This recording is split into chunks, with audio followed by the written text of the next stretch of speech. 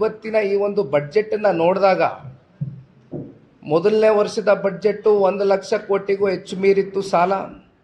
ಮತ್ತು ಎರಡನೇ ಬಡ್ಜೆಟ್ಟು ಕೂಡ 1,00,000 ಕೋಟಿಗೂ ಹೆಚ್ಚು ಸಾಲ ನಮ್ಮ ತಲೆಗೆ ಹಾಕಿದರು. ಆದರೆ ಇವತ್ತು ಹೆಚ್ಚು ಕಮ್ಮಿ 1.32 ಅಂದರೆ 1,32,000 ಕೋಟಿಯಷ್ಟು ಸಾಲದ ಹೊರೆಯನ್ನು ಇವತ್ತು ಪ್ರತಿಯೊಬ್ಬ ಕನ್ನಡಿಗನ ಹೆಗಲ ಮೇಲೆ ಇದನ್ನು ಇನ್ನೊಂದು ಸ್ವಲ್ಪ ವಿಂಗಡಿಸಿ ಹೇಳಬೇಕು ಅಂತಕ್ಕಂಥದ್ದಾದರೆ, ಕಳೆದ 3 ವರ್ಷದಲ್ಲಿ ಏನೊಂದು 76,000 ಪ್ರತಿಯೊಬ್ಬ ಈ ರಾಜ್ಯದ ನಾಗರಿಕನ ಮೇಲೆ ಸಾಲ ಇತ್ತು, ಅದು ಇವತ್ತು 1,12,000ಕ್ಕೆ ಹೋಗಿ ತಲುಪಿದೆ. ಅಂದರೆ ಕೇವಲ 3 ವರ್ಷದಲ್ಲಿ 5,22,000 ಕೋಟಿ ಸಾಲ ಇದ್ದಂಥ ನಮ್ಮ ರಾಜ್ಯ ಅದನ್ನು ಹೆಚ್ಚು ಕಮ್ಮಿ ಬಹುಶಃ ಮುಂದಿನ ಸಾಲ ಅಷ್ಟರಲ್ಲಿ ಅದು 8,24,000 ಕೋಟಿಯಷ್ಟು ಸಾಲದ ಸಂಪೂರ್ಣ ಭಾರವನ್ನು ಇವತ್ತು ನಮ್ಮ ಕನ್ನಡಿಗರ ಮೇಲೆ ಹಾಕಿರ್ತಕ್ಕಂಥದ್ದು ಬಹುಶಃ ಈ ಕರ್ನಾಟಕ ರಾಜ್ಯದ ಒಂದು ದೊಡ್ಡ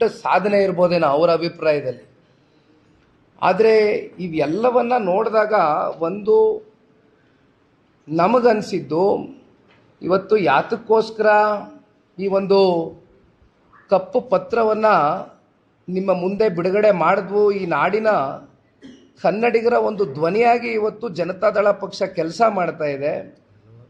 ಏನೇನು ಅನಾಹುತಗಳು ಕಳೆದ 3 ವರ್ಷದಲ್ಲಿ ಸಂಪೂರ್ಣ ಬಹುಮತ ಬಂದಂಥ ಈ ರಾಜ್ಯ ಸರ್ಕಾರದ ಈ 3 ವರ್ಷದ ಅವಧಿಯಲ್ಲಿ ನಡೆದಿರ್ತಕ್ಕಂಥ ಫೈನಾನ್ಷಿಯಲ್ ಮಿಸ್ಮ್ಯಾನೇಜ್ಮೆಂಟ್ ಏನಿದೆ, ಸಂಪೂರ್ಣವಾಗಿ ನಮ್ಮ ರಾಜ್ಯವನ್ನು ಮುಂದಿನ ದಿನಗಳಲ್ಲಿ ಒಂದು ರೀತಿ ಆರ್ಥಿಕವಾದಂಥ ಸಂಕಷ್ಟದ ದಿನಗಳನ್ನ ಎದುರಿಸ್ತಕ್ಕಂಥದ್ದಕ್ಕೆ ಈಗಾಗಲೇ ಭಾಳ ದಿಟ್ಟವಾದಂಥ ಹೆಜ್ಜೆ ಇಟ್ಟುಬಿಟ್ಟಿದ್ದಾರೆ ಕಾಂಗ್ರೆಸ್ನ ಸರ್ಕಾರ.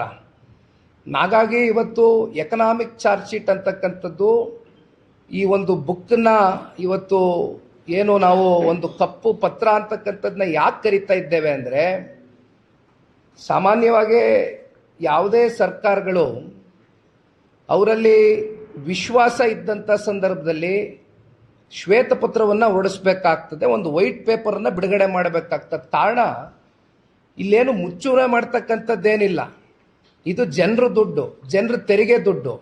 ಇದನ್ನು ನೀವು ಜನರ ಮುಂದೆ ಹೊರಗಾಕ್ತಕ್ಕಂಥದ್ರಲ್ಲಿ ತಪ್ಪೇನಿಲ್ಲ. ನನ್ನ ಅಭಿಪ್ರಾಯದಲ್ಲಿ ಜನರು ನಮ್ಮ ಆರ್ಥಿಕ ಪರಿಸ್ಥಿತಿಗಳು, ನಮ್ಮ ರಾಜ್ಯದ ಏನು ಸತ್ಯಾಸತ್ಯತೆ ಇದೆ ಅದನ್ನು ಅವ್ರ ಮುಂದೆ ಇಡಬೇಕಾಗಿರ್ತಕ್ಕಂಥದ್ದು ಯಾವುದೇ ಒಂದು ರಾಜಕೀಯ ಪಕ್ಷ ಆಗಲಿ, ಯಾವುದೇ ಒಂದು ಸರ್ಕಾರ ಆಗಲಿ, ಅದರ ಜವಾಬ್ದಾರಿ ಇದೆ. ಬಹುಶಃ ಹಿಂದೆ ನಾನು ನೆನೆಸ್ಕೊಳ್ಳಿಕ್ಕೆ ಇಷ್ಟಪಡ್ತೇನೆ, ಮಾನ್ಯ ಹಿಂದಿನ ದಿವಂಗತ ಈ ರಾಜ್ಯದ ಮಾಜಿ ಮುಖ್ಯಮಂತ್ರಿಗಳು ಎಸ್.ಎಂ. ಕೃಷ್ಣರವರು. ಈ ಹಿಂದೆ ಎಸ್.ಎಂ. ಕೃಷ್ಣರವರು 2000 ಇಸ್ವಿನಲ್ಲಿ ಮುಖ್ಯಮಂತ್ರಿಗಳಾದಾಗ, ಆದರೆ ಹಿಂದಿನ ಸರ್ಕಾರದಲ್ಲಿ ಯಾರು ಹಣಕಾಸಿನ ಸಚಿವರಾಗಿದ್ರು ಅಂತಕ್ಕಂಥದ್ದು ಬಹುಶಃ ನಾಡಿನ ಜನತೆಗೂ ಗೊತ್ತಿದೆ, ಮಾಧ್ಯಮದ ಸ್ನೇಹಿತರಿಗೂ ಗೊತ್ತಿದೆ. ಅಲ್ಲಿ ಎಲ್ಲೋ ಒಂದು ಕಡೆ ಈ ಹಣಕಾಸಿನ ವ್ಯವಸ್ಥೆಯನ್ನು ಸರಿಯಾಗಿ ಅದನ್ನು ಯುಟಿಲೈಸ್ ಮಾಡಲಿಲ್ಲ ಅಂತಕ್ಕಂಥದ್ದು ಅನೇಕ ವಿಚಾರಗಳು ಬಂದಂಥ ಸಂದರ್ಭದಲ್ಲಿ ಅವತ್ತು ಅವರು ಒಂದು ಕರ್ನಾಟಕ ಫಿಸಿಕಲ್ ಆ್ಯಕ್ಟನ್ನು ಜಾರಿಗೊಳಿಸ್ತಾರೆ. ಕರ್ನಾಟಕ ಫಿಸಿಕಲ್ ರೆಸ್ಪಾನ್ಸಿಬಿಲಿಟಿ ಆ್ಯಕ್ಟನ್ನು ಜಾರಿಗೆ ತಂದಂಥವರು ಎಸ್.ಎಂ. ಕೃಷ್ಣರವರು. ಜಾರಿಗೆ ತಂದು ಅವತ್ತು ಒಂದು ವೈಟ್ ಪೇಪರ್ನ ಬಿಡುಗಡೆ ಮಾಡಿದಂಥವ್ರು ಬಹುಶಃ ಇಡೀ ರಾಜ್ಯಕ್ಕೆ ಮೊದಲನೇ ಮುಖ್ಯಮಂತ್ರಿಗಳಾಗಿದ್ದರು. ಅಲ್ಲಿಂದ ಮಾನ್ಯ ಮುಖ್ಯಮಂತ್ರಿಗಳೇ ಸ್ವತಃ 2008ರಿಂದ 13ರಲ್ಲಿ ಆ ಒಂದು ಅವಧಿಯಲ್ಲಿ ಭಾರತೀಯ ಜನತಾ ಪಾರ್ಟಿ ರಾಜ್ಯದಲ್ಲಿ ಆಡಳಿತವನ್ನು ಮಾಡಿದ್ರು. 13ರಲ್ಲಿ ಇವರು ಮುಖ್ಯಮಂತ್ರಿಗಳಾಗ್ತಾ ಇದ್ದಂಗೆ ಹಿಂದಿನ ಸರ್ಕಾರದ ಶ್ವೇತಪತ್ರವನ್ನು ಹೊರಡಿಸಿದ್ರು ಕೂಡ ಬಹುಶಃ ಈ ರಾಜ್ಯದ ಇತಿಹಾಸ ಅದು.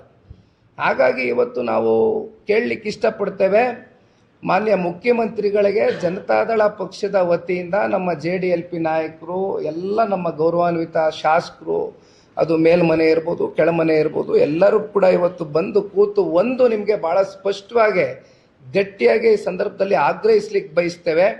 ರಾಜ್ಯದ ನಿಜವಾದಂಥ ಆರ್ಥಿಕ ಪರಿಸ್ಥಿತಿ ಎಲ್ಲಿಗೆ ಹೋಗಿ ತಲುಪಿಸಿದ್ದೀರಿ, ಇದನ್ನ ದಯವಿಟ್ಟು ನಮಗೆ ಒಂದು ವೈಟ್ ಪೇಪರನ್ನು ಈ ಕೂಡಲೇ ನೀವು ಬಿಡುಗಡೆ ಮಾಡಬೇಕು ಅಂತಕ್ಕಂಥದ್ದು ನಾವು ಭಾಳ ಗಟ್ಟಿ ನಿಲುವಿಂದ ನಿಮಗೆ ಆಗ್ರಹ ಪಡಿಸಲಿಕ್ಕೆ ಇಷ್ಟಪಡ್ತೇವೆ.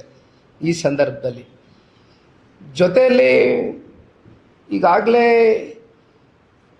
ಹಲವಾರು ಈ GSDP ವಿಚಾರಕ್ಕೆ ಸಂಬಂಧಪಟ್ಟಂತೆ ಚರ್ಚೆಗಳು ನಡೀತಾ ಇದೆ. ನಮ್ಮ GDP ಗ್ರೋತ್ ಪ್ರಕಾರ ಕೇಂದ್ರಕ್ಕೂ ಮತ್ತು ನಮ್ಮ GSDP ರಾಜ್ಯದ ಏನೊಂದು ಬೆಳವಣಿಗೆ ಇದೆ, ಆ ಒಂದು ಗ್ರೋತ್ ರೇಟನ್ನು ನಾವು ಆಲಿಸ್ತಕ್ಕಂಥದ್ದಾದರೆ ರಾಷ್ಟ್ರೀಯ ಮಟ್ಟದಲ್ಲಿ NDA ಸರ್ಕಾರ 7.2% ಇದ್ದರೆ ನಮ್ಮದು 6.1%, ಅಂದರೆ ಶೇಕಡ 0.9% ಅಷ್ಟು ನಾವು ಇಳಿಕೆಯನ್ನು ಕಂಡಿದ್ದೇವೆ ಗ್ರಾಫಲ್ಲಿ.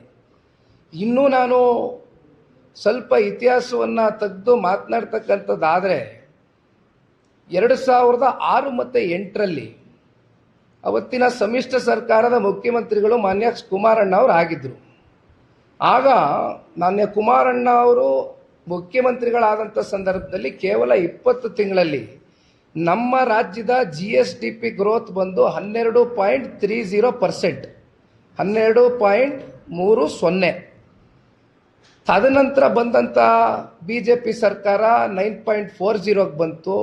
ಅಲ್ಲಿಂದ ಮತ್ತೆ 2013ರಿಂದ 2018 ಮಧ್ಯೆ ಮಾನ್ಯ ಮುಖ್ಯಮಂತ್ರಿಗಳು, ಇವತ್ತಿನ ಮುಖ್ಯಮಂತ್ರಿಗಳೇ ಆಡಳಿತದಲ್ಲಿದ್ದರು, 8%ಗೆ ಬಂತು. ಆಮೇಲೆ ಮತ್ತೆ 2018ರಲ್ಲಿ ಕುಮಾರಣ್ಣ ಅವರು 14 ತಿಂಗಳು ಮುಖ್ಯಮಂತ್ರಿ ಆಗಿದ್ದರು. ಕೋವಿಡ್ ಬಂತು. ಸಾಕಷ್ಟು ಸವಾಲುಗಳ ಮಧ್ಯೆಯೂ ಕೂಡ 9.5%ಗಿಂತ ಕಮ್ಮಿ ಇಳಿಕೆ ಆಗಲಿಲ್ಲ. ಒಂದು ಕಡೆ ರೈತರ ಸಾಲ ಮನ್ನಾ ಮಾಡ್ತಾರೆ ಕುಮಾರಣ್ಣ ಅವರು, 25,000 ಕೋಟಿ. ಆದರೂ ಕೂಡ 9.5%ಗೆ GSDP ಗ್ರೋತ್ನ ನಡೆಸ್ಕೊಂಡೇ ಬಂದಿದ್ದಾರೆ. ಲೇಟೆಸ್ಟ್ ಹಾಗೂ ಇಂಟ್ರೆಸ್ಟಿಂಗ್ ಸುದ್ದಿಗಳಿಗಾಗಿ ಬಾಸ್ ಟಿವಿ ಕನ್ನಡ ಚಾನೆಲ್ನ ಸಬ್ಸ್ಕ್ರೈಬ್ ಮಾಡಿ. ಹಾಗೆಯೇ ಬೆಲ್ ಐಕಾನ್ ಪ್ರೆಸ್ ಮಾಡಿ. ಇದರ ಜೊತೆಗೆ ಫೇಸ್ಬುಕ್, ಇನ್ಸ್ಟಾಗ್ರಾಮ್, ಎಕ್ಸ್ನಲ್ಲೂ ಮಿಸ್ ಮಾಡದೆ ಫಾಲೋ ಮಾಡಿ.